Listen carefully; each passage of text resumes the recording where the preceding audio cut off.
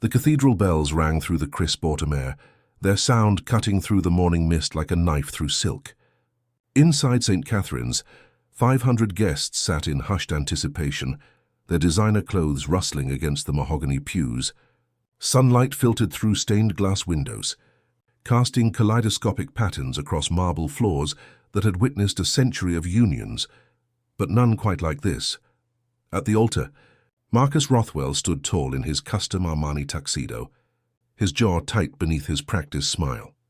At 35, he was everything the tabloids celebrated, heir to the Rothwell pharmaceutical empire, devastatingly handsome with sharp blue eyes and perfectly styled dark hair, a man who had graced the covers of Forbes and GQ in the same month. His best man, his brother Julian, stood beside him, face unreadable behind dark-rimmed glasses. The organ swelled, and every head turned. Emma Grace appeared at the cathedral entrance, a vision in ivory lace that seemed to glow against her porcelain skin. Her auburn hair cascaded over bare shoulders, and her green eyes, those impossibly expressive eyes, fixed on Marcus with an intensity that made several guests shift uncomfortably in their seats. In her trembling hands, she clutched a bouquet of white roses and lily of the valley, their fragrance mixing with expensive perfumes and the metallic scent of old money. But it was the silence that truly defined her. Emma hadn't spoken a word in 7 years. Not since the accident that had stolen her voice and left her working as a cleaning woman at Rothwell Industries, invisible to everyone except Marcus, who had fallen inexplicably in love with the mysterious mute girl who cleaned his office after hours. Their romance had been a scandal that dominated social media, the billionaire and the voiceless cleaning lady. Critics called it a publicity stunt, romantics called it destiny. As Emma walked down the aisle, her steps measured and deliberate, Marcus's mother Catherine sat rigid in the front pew, her face a mask of barely concealed disdain. She wore black, a choice that hadn't gone unnoticed, and her diamond necklace caught the light like ice catching fire. Next to her, Marcus's father Edmund looked equally uncomfortable, his fingers drumming against his knee in a nervous rhythm that matched Emma's heartbeat. Emma reached the altar, and Marcus took her hand. His fingers were cold, she noticed. Cold like the first time they'd touched, when he'd found her crying in his office bathroom after another executive had berated her for accidentally knocking over a trash can. He'd been kind then, gentle, different from the man whose hand now squeezed hers just a touch too tightly. Father Morrison opened his leather-bound Bible, his weathered face creasing into a professional smile. "Dearly beloved, we are gathered here today." But Emma wasn't listening. Her eyes had found someone in the 5th row, a woman with jet-black hair and a red dress that screamed defiance in this sea of pastels. The woman's face was pale, her lips pressed into a thin line, and her hand rested protectively over her slightly rounded belly. When their eyes met, the woman gave an almost imperceptible nod.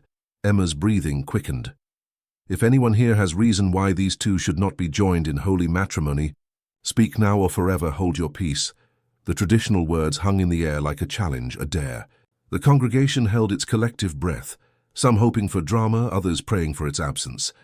Father Morrison smiled, preparing to continue. "Very well, wait." The single word shattered the silence like a gunshot through glass. Every head swiveled, confused, searching for the speaker. Marcus's face went white, then crimson. Catherine Rothwell's hand flew to her throat. Edmund's drumming stopped mid-beat, because the voice, clear, strong, resonant with 7 years of pent-up truth, had come from Emma. She stood straighter now, shoulders back, the trembling gone from her hands. When she spoke again, her voice filled the cathedral with the authority of someone who had spent years planning this exact moment. "I have something to say, and this time everyone is going to listen." Marcus moved to stop her, his hand reaching for her arm, but she stepped back smoothly, her eyes never leaving his face. In them he saw something he'd never seen before, not in 7 years of careful courtship, not in hundreds of hours spent communicating through notes and gestures and tender touches. He saw victory. "My name is Emma Grace," she began, her voice steady despite the tremor in her knees. "And I am not who you think I am." The congregation erupted in whispers, a rising tide of confusion and scandal that made Catherine Rothwell grip her pearls so tightly they might shatter. Marcus stood frozen, his face cycling through emotions like a slot machine. Shock, fear, anger, calculation. Father Morrison looked between them, his Bible hanging forgotten in his hands. Emma turned to face the assembly, her wedding dress catching the light. 7 years ago, I was a medical student at Columbia University. I was 21 years old, top of my class, engaged to my high school sweetheart, and I had my entire life mapped out ahead of me.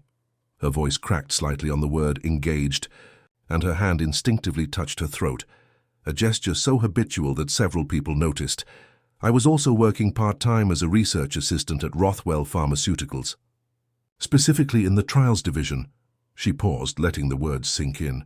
I was assigned to Trial Protocol 7734, a new drug called neurethine that was supposed to revolutionize treatment for Alzheimer's disease. In the third row, an older gentleman went rigid.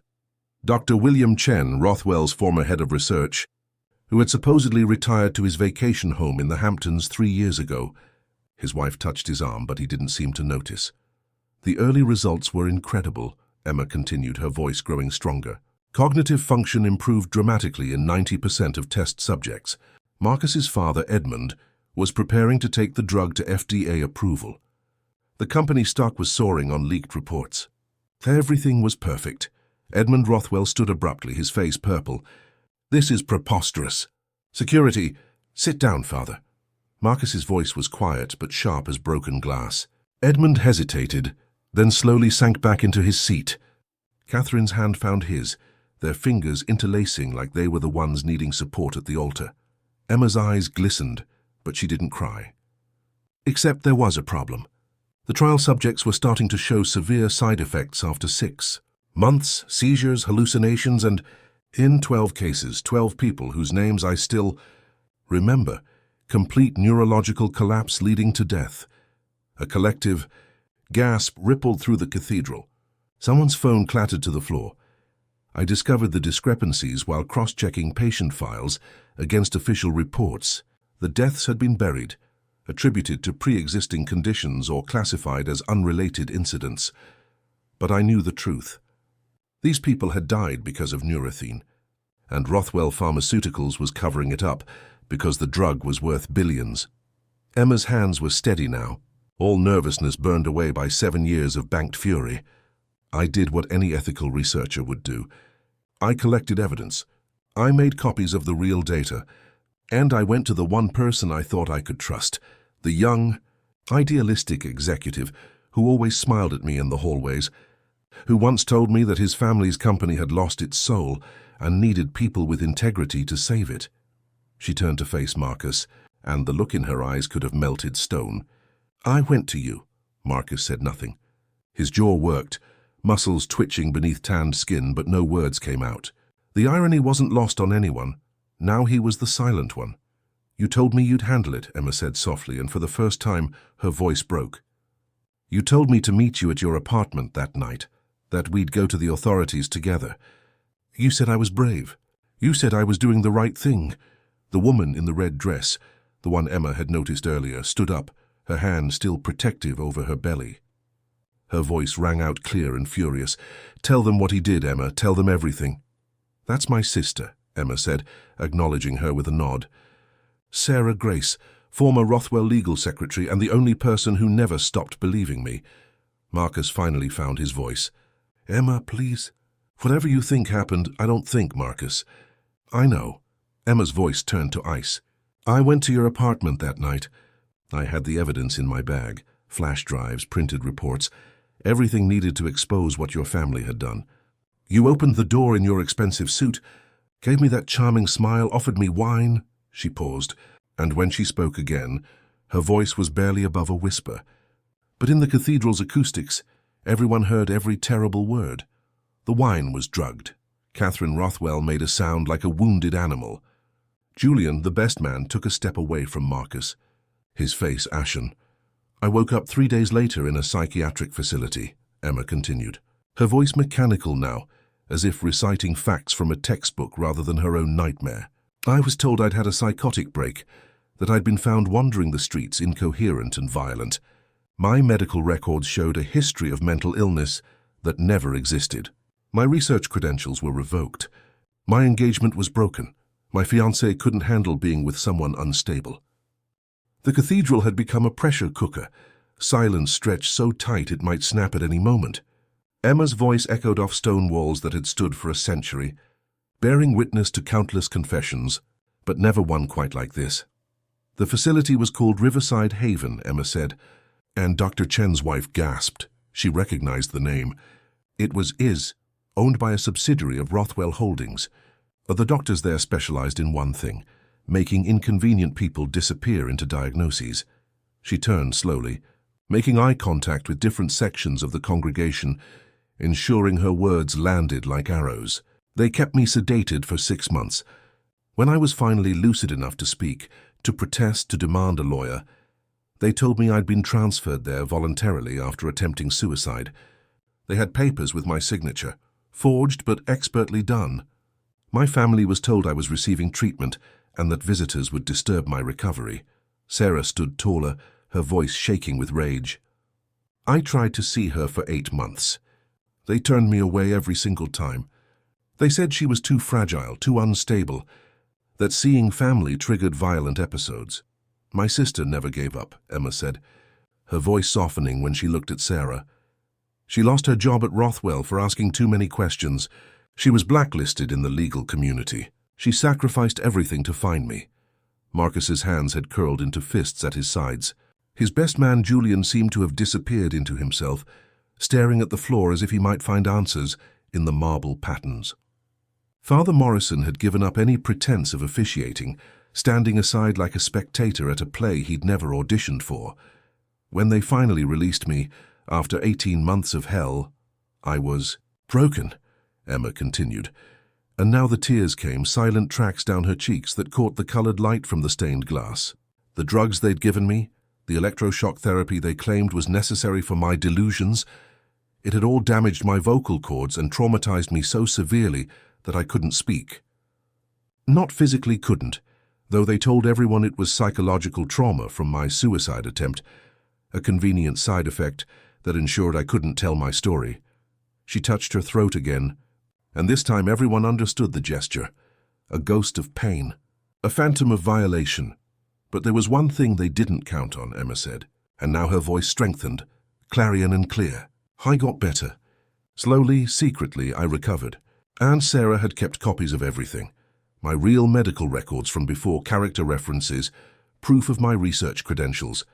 We had a lawyer willing to listen, a therapist who specialized in institutional abuse. Edmund Rothwell stood again, his voice booming. This is slander.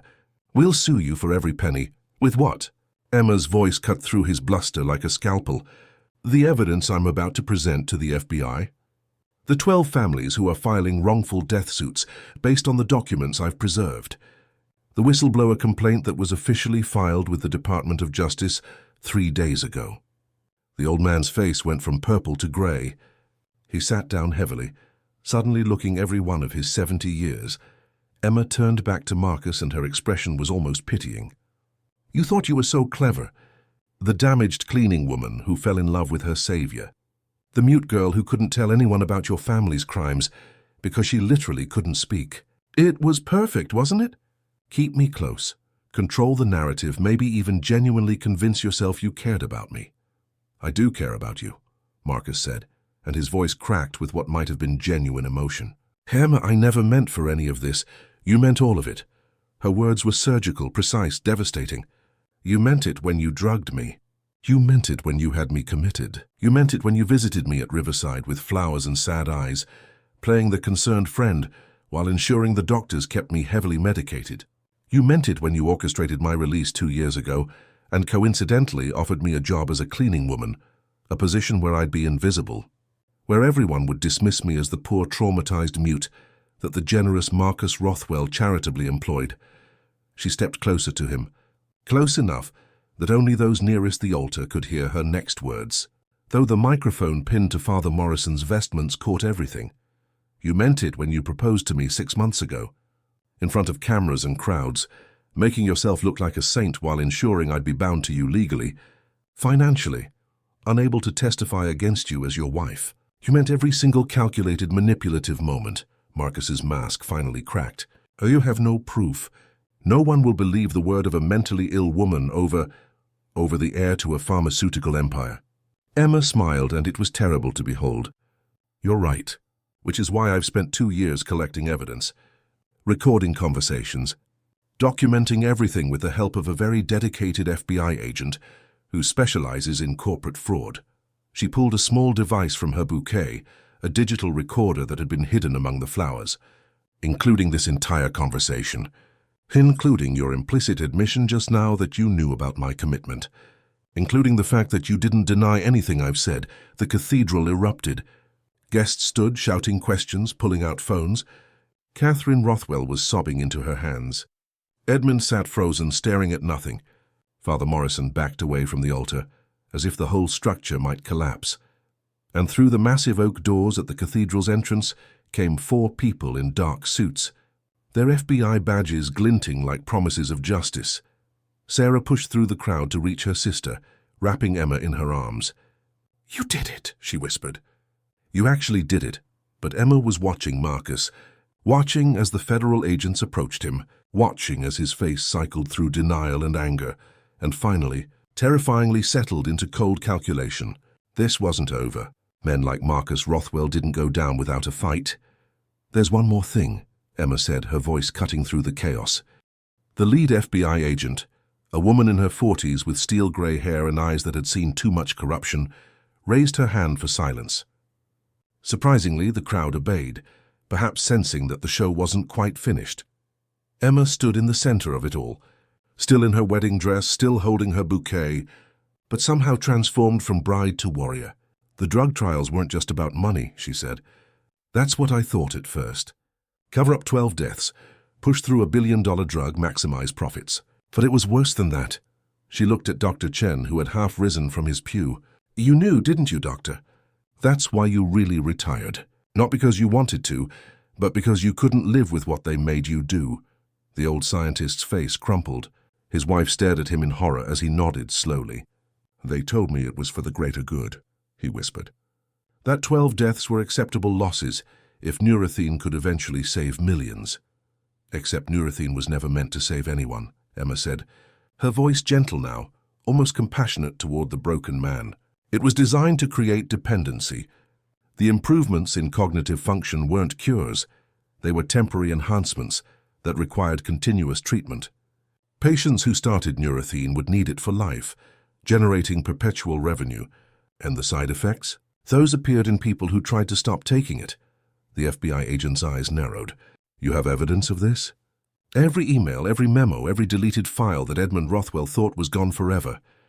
Emma gestured toward Sarah, who held up a small hard drive. "My sister worked in legal for 3 years. She had access to everything, including the incinerator room where documents went to die. She salvaged what she could and kept it safe while I recovered." Edmund Rothwell finally spoke, his voice barely recognizable, the titan of industry reduced to a desperate old man. "We were trying to help people. The disease is devastating, and we were so close—" "You were close to enslaving vulnerable people to your product," Emma interrupted. "You created addiction disguised as treatment. And when I threatened to expose it, you destroyed my life rather than face the truth." Marcus took a step forward, and 3 FBI agents moved to intercept him. "Emma, please. We can work this out. I'll testify against my father, against the company. I'll give you anything." "The thing about silence," Emma said, speaking over him, "is that it teaches you to listen. Really listen. And in 2 years of cleaning offices, of being invisible, of watching all of you go about your lives thinking I was just the poor mute girl, I learned everything." She turned to Julian, Marcus's brother, who had been silent throughout the entire spectacle, including the fact that Marcus isn't the only Rothwell heir who knew the truth. Julian's face went white. "I didn't—" "You approved the budget for Riverside Haven," Emma said calmly. "You signed off on my commitment papers as the company's chief financial officer. You authorized payments to the doctors who kept me sedated. You're as culpable as your brother." The FBI agent nodded to her colleagues, and they moved toward Julian as well. Catherine Rothwell's sobs intensified, and several guests had begun quietly leaving, not wanting to be associated with the unfolding scandal. "But there's one person here who isn't guilty," Emma said, and she looked directly at Catherine. Marcus's mother knew nothing. In fact, she tried to talk him out of marrying me. She sensed something was wrong, even if she couldn't articulate what. That's why she wore black today. It was the only protest she was allowed. Catherine looked up, tears streaming down her face, and mouthed 2 words. "Thank you." "I'm not here for revenge," Emma said, addressing the entire cathedral now. "I'm here for justice, for the 12 people who died in those trials, for the families who were lied to, for every patient who might have been exploited by Neurathene if it had gone to market. And yes, for myself, for the life that was stolen from me, for the voice that was silenced, for the 7 years I'll never get back." She pulled the veil from her hair, letting it fall to the ground like a discarded lie. This was never about a wedding. This was about creating an audience, a moment so public that the truth couldn't be buried again. "You wanted a spectacle, Marcus? You got one." The FBI agent stepped forward. "Marcus Rothwell, Julian Rothwell, Edmund Rothwell. You're all under arrest for conspiracy, fraud, falsifying medical records, unlawful imprisonment, and multiple counts of involuntary manslaughter.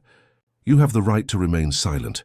Emma didn't watch as they read the rights, as handcuffs clicked into place, as the mighty Rothwell family was finally brought low. Instead, she walked down the aisle toward her sister, toward freedom, toward a future that was finally her own. But she stopped at the door, turned back one last time. The cathedral was in chaos, guests arguing, crying, live-streaming everything, security trying to restore order. And there in the middle of it all were 3 men in handcuffs, their empire crumbling around them. "I forgive you," Emma said, and her voice carried clearly through the noise. Not to the Rothwells specifically, but to the universe, to herself, to the weight she'd carried for 7 years. "Not because you deserve it, but because I refuse to let what you did define who I become." Outside, the autumn sun had burned away the morning mist. Television crews were setting up, having caught wind of the story. Emma stood on the cathedral steps, still in her wedding dress, and faced the cameras. "My name is Dr. Emma Grace," she said, her voice strong and clear and utterly unbreakable. "And I have a story to tell." 6 months later, the congressional hearing room was packed. Emma sat at the witness table in a simple navy suit, her hair pulled back, her voice unwavering as she testified about pharmaceutical corruption and institutional abuse. Sarah sat behind her, now 6 months pregnant, her hand resting on her sister's shoulder during breaks. The Rothwell pharmaceutical scandal had exposed systemic problems across the industry. 12 families had received settlements. Neurathene was banned. Riverside Haven was shut down, its staff facing criminal charges. The FDA had implemented new oversight protocols. Marcus, Julian, and Edmund Rothwell were awaiting trial. Their lawyers had tried every trick, but the evidence was overwhelming. The empire their family had built over 3 generations was being dismantled piece by piece, sold off to pay legal fees and victim compensation. Emma had returned to Columbia University, where she was finishing her medical degree with honors. She'd become an advocate for medical ethics reform, a voice for victims of institutional abuse, living proof that silence could be broken and justice could be won. That evening, as she walked back to her apartment, the small 1-bedroom she shared with Sarah, nothing like the penthouses and mansions of her almost marriage, Emma paused at a street corner. A young woman was playing violin, her case open for donations. The music was beautiful, haunting. Free, Emma dropped a $20 bill into the case and kept walking, her steps light, her voice humming softly to herself, because she had learned the hardest truth of all, that sometimes the most powerful thing you can do is speak when the world expects you to be silent. That justice delayed is not always justice denied, that the price of truth might be 7 years of hell, but the value of truth was immeasurable, and that the strongest weapon against darkness isn't violence or revenge, it's the simple, radical act of refusing to disappear. Reflection. In a world that often silences the vulnerable and protects the powerful, Emma's story reminds us that truth has a voice that cannot be permanently suppressed. Her journey teaches us that healing isn't about forgetting what happened. It's about refusing to let trauma write the final chapter of your life. Real courage isn't the absence of fear. It's standing in front of your abusers, in front of the world, and telling your story anyway. It's understanding that justice might not look like revenge. That forgiveness can be an act of self-liberation, rather than absolution for those who caused harm. Emma's 7 years of silence became the foundation of her most powerful testimony. Sometimes we must endure the darkness not just to survive, but to understand it well enough to ensure others never have to suffer the same way. Your voice matters, your truth matters, and no one has the right to take either away from you.